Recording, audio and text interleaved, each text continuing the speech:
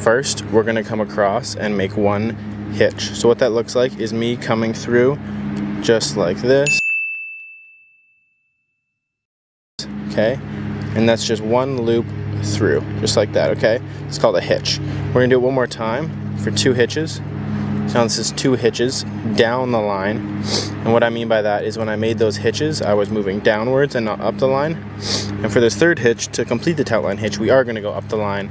So I'm gonna go up the line, I'm gonna go around and through and just make that hitch once I get this through here, okay? Perfect. And then what I'm gonna have to do is I'm gonna have to squash those hitches.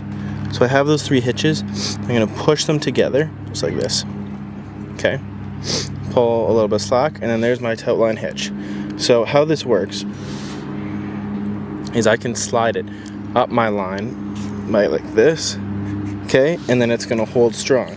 And what that's gonna do is that's going to take my tarp and give it a bunch of tension. And then if I want to loosen that, I just slide it down just like this, and there it goes. So that's a nice thing. You can adjust it by pulling, and now it holds. And there you go. And I'm going to do this on all 3 sides.